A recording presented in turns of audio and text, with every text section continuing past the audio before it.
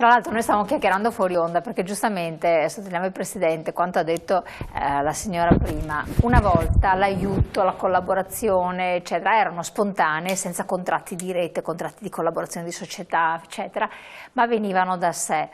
Le cose sono cambiate adesso, quindi adesso bisogna imporre che ci sia una legge di stabilità dove dice che le reti di impresa si possono fare, perché c'è un individualismo spinto, vero signora? Vuole testimoniare allora lei? Io sinceramente, facendo tutti questi discorsi sulle donne, come donne in campo, che sono stata ex presidente della provincia di Padova. Il suo nome?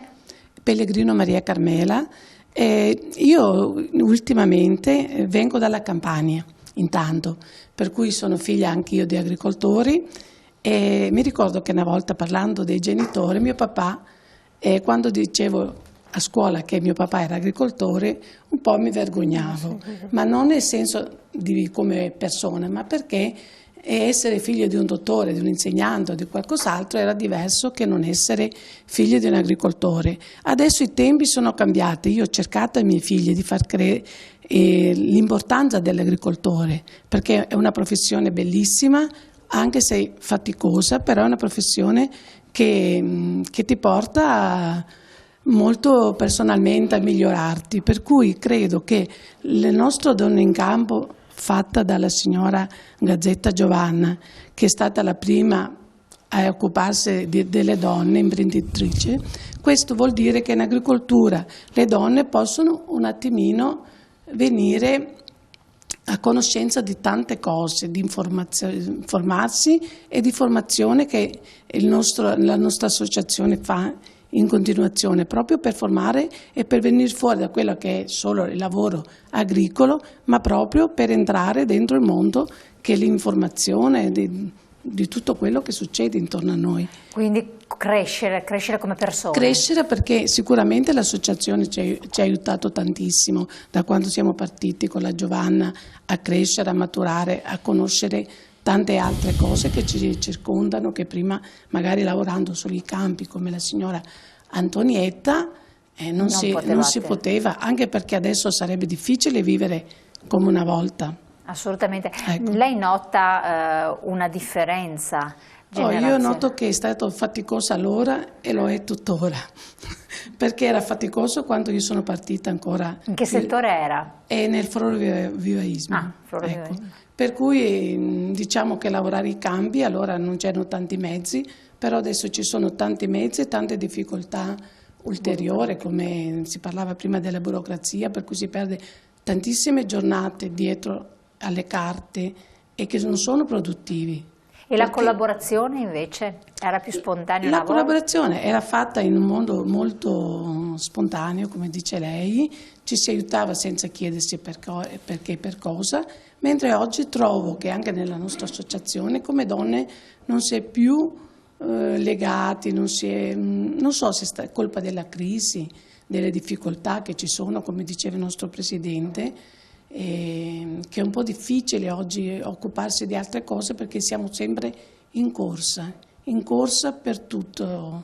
Anche nell'ambiente agricolo, Anche che uno diceva, mi dedico in agricoltura, sto più tranquilla. Quello che una volta dicevano anche alcune imprenditrici, che si era un po' tranquille, come diceva la signora Milena, che si era un po' tranquille, si viveva una serenità. Adesso purtroppo ci hanno tolto anche quello. Lei ha figli? Io ne ho 4 di figli. Caspita, c'è sempre famiglie molto corpose. Sì. Qualcuno è rimasto in agricoltura? Sì, io ho fatto di tutto perché i miei figli crescano nell'agricoltura e che restano, perché sicuramente i giovani sono il nostro seme del futuro. Cioè, l'hanno presa in mano l'attività? Sì, stanno sempre col nostro aiuto, noi altri siamo abituati a fare sacrifici, forse i giovani non l'abbiamo abituati molto. Li avete coccolati un po' di più? Le abbiamo dato, cercato di dare quello che forse non abbiamo avuto noi e forse questo è stato anche un errore senza involontario, insomma, perché i genitori nostri lavoravano per farci studiare. Noi altri abbiamo fatto studiare e speriamo che adesso ritorna anche, che loro possano portare dentro l'innovazione nell'agricoltura. Io almeno questo mi Infatti, grazie signora. Adesso do la parola anche alla signora Vi passate il microfono, però lo sentite, è vero. È vero. No, è vero, sì quello che dice la Carmela, perché condivido appieno questo discorso, diciamo... Ma lei si sente di una generazione più fortunata rispetto a quella dei suoi genitori, forse un po' più... Più fortunata ma più complicata però, perché una volta eri più gratificato nonostante le grandi fatiche fisiche che dovevi mettere in campo per sostenere l'attività, però dall'altra parte avevi delle soddisfazioni che ti venivano date da un ambiente sano, da un lavoro dignitoso, perché era anche retribuito. Oggi dai tanto, hai le macchine che ti aiutano, quindi però puoi diminuire l'impegno fisico, ma lo devi consumare a livello burocratico per una questione di controlli, di un insieme di cose che ti tartassano tutti i giorni all'interno delle nostre attività agricole che facciamo, e quindi devi sprecare energie per la formazione in tutti i rami, devi dedicare parte dell'anno, i 365 giorni, ero convinto che 100 giorni erano per la burocrazia e per le scartoffie, probabilmente saranno 150 perché gli altri 50 servono alla formazione, che ormai è quasi obbligatoria, almeno in Italia, siamo costretti a subire queste cose e quasi dobbiamo rimanere anche in silenzio e esserne succubi di questo sistema che vogliono imporre su di noi. Ricordo, pensando alla Luciana, che la conosco da tantissimi anni, lei ha lavorato tantissimi anni in CIA e penso che le donne di una volta si lamentavano pochissimo, oggi invece tutti si lamentano o dei soldi o troppo lavoro. Io una volta non sentivo mai una donna che si lamentava di quello che doveva fare, lo faceva e basta. Sentiamo cosa dice. Viva le donne! No, è vero, Presidente. Intanto ringrazio Roberto per il complimento, non è nel mio carattere, comunque a me piaceva il lavoro, quindi ho fatto, però è vero, ha ragione, una volta non ci si lamentava mai. Io vengo da una famiglia di mezzadri ed erano 2 famiglie assieme, però loro lavoravano tanto ma non si lamentavano mai, le donne erano assieme, cioè le cognate erano assieme ma si aiutavano e comunque se c'era da fare qualcosa facevano e tacevano, ma si davano una mano. Adesso diciamo che c'è l'abitudine un po' di lamentarsi di tutto, diciamo. Soprattutto dopo giustamente un po' anche la società in cui viviamo che ci dà anche, non ci aiuta per niente, Quindi ci si lamenta a ragion veduta oppure forse si esagera un po' troppo? No, ci si lamenta a ragion veduta, perché una volta non si aveva niente, quindi non c'era neanche il motivo di lamentarsi. Secondo lei, lei ha dei figli? No, non sono sposata. Allora, ho dei nipoti. Che responsabili? Come è cambiata, sentendo anche il racconto della signora e delle signore, il ruolo della donna e la responsabilità anche della donna? Diciamo che la donna oggi ha moltissime responsabilità. Quella di una volta gli bastava lavorare, preparare il cibo e si sentiva realizzata. Adesso la donna in qualche maniera deve essere aggiornata a 360 gradi. Non può permettersi quindi di... Si sente un po' inferiore per me. C'è ancora questo, se non fa questo salto di qualità? No, per me sì, si sente un attimo inferiore. Forse perché siamo sempre alla prova. Ecco, brava, sì. Forse perché siamo sempre alla prova. Cosa Gli vuol uomini dire? ci controllano sempre per vedere se veramente siamo efficienti come cerchiamo di essere. Perché noi facciamo di tutto, però dopo non dobbiamo mai dimenticare il discorso che abbiamo una famiglia dietro le spalle. Io andavo a lavorare e portavo dietro i miei ragazzi, che una volta è venuto anche un ispettore dell'INAIL e mi ha detto che non potevo portare mio figlio a lavorare perché se si faceva male. Ho detto ma se lo lascia a casa può farsi male lo stesso, per cui io ho imparato ad andare dietro mio papà per i boschi, che lui faceva il boscaiolo, per cui è una passione che ho avuto proprio perché mi è nata. Però se i nostri figli li lasciamo a casa davanti al televisore tutto il giorno, probabilmente sarà importante per la televisione magari, che cresceranno con altre cose sicuramente importantissime, perché ci sono tante altre cose, non c'è solo l'agricoltura. E qui di nuovo manca il supporto istituzionale di un aiuto concreto alle famiglie. Insomma. Sì, sicuramente questo manca, perché manca veramente, ma un aiuto forse anche come reddito, nel senso che dobbiamo sempre lavorare, non possiamo permetterci una giornata di tranquillità perché siamo sempre oppressi dalla burocrazia e da pagamenti in continuazione. Cioè, lavoriamo soprattutto adesso per pagare.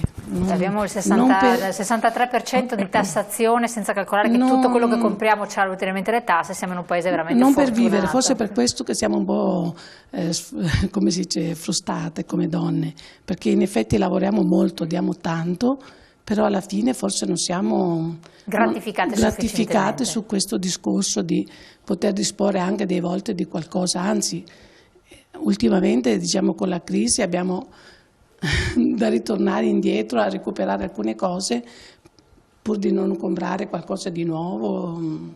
Assolutamente. Passi pure il microfono, grazie molte, la signora, eccola lì. A proposito di gratificate, lei guardando la sua storia, quindi dica pure il suo nome, la sua storia, si sente sente di essere gratificata da quello che ha fatto una volta oppure quel che succede adesso? No, io esperienze di prima non ne posso fare perché non sono nata in una casa di contadini, però ho sposato un contadino. Anna Temporin, nome? No, Silvana Milani. Silvana, sì. E vivendo in una famiglia di contadini sono andata in famiglia con la suocera, il cognato, e si lavorava tanto in campagna, però io avevo il mio lavoro e lavoravo fuori, ma dovevo aiutare. Quindi lavorava fuori, doveva aiutare a fuori, casa. facevo la commessa e prima di andare a lavorare dovevo lavare la cisterna del latte, lavare la mungitrice, preparare, fare, perché gli altri dovevano andare fuori coi trattori e una roba l'altra. Quindi ho lavorato anch'io in campagna, anche se a tempo perso, al sabato, alla domenica o durante le ferie. Non si andava in ferie perché le mucche non si potevano dare 10 euro, vai al Pino Verde a mangiare, si dovevano, e quindi in vacanza non si è mai andati, mai, mai, mai e mai. Mio figlio, ho un figlio, ha fatto l'agraria, lavora nel settore, per carità, però giustamente anche lui oggi come oggi si lamenta, e l'altro giorno proprio si parlava così. Intorno a casa mia, abito appena fuori del paese, ogni famiglia aveva le 7, 8, 10 mucche e manteneva la famiglia. Oggi non ci sono più perché le spese o dovevano aggiornarsi col sistema di refrigerazione, sala mungitura e tutte quelle cose lì, sono sparite tutte e mantenevano la famiglia con quel poco che avevano. Oggi non è più possibile. Anche i giovani, è bello che vogliono prendere l'attività dell'agricoltura perché è un lavoro sano, faticato, ma non sono, i prezzi sono, e le spese generali sono di più di quello che guadagnano. Mio figlio lavora al consorzio agrario, quindi conosce bene il problema delle famiglie. Fanno fatica a pagare perché non vengono pagati in base a quello che lavorano. Quindi c'è meno gratificazione, meno soddisfazione. Sì, e tanta burocrazia. E quindi questo è un problema che torna sempre. Lei è pensionata? Sì. Con la pensione riesce a vivere, sopravvivere? Io sì, perché per fortuna, avendo lavorato fuori... giusto, è vero, infatti, piccola per fortuna sì. Infatti. Passi pure il microfono. Allora, prego. Allora, grazie signora. Prima di dare la parola all'altra nostra interlocutrice esperta in agricoltura, perché ci vive, andiamo rapidissimi in pubblicità, poi torniamo insieme.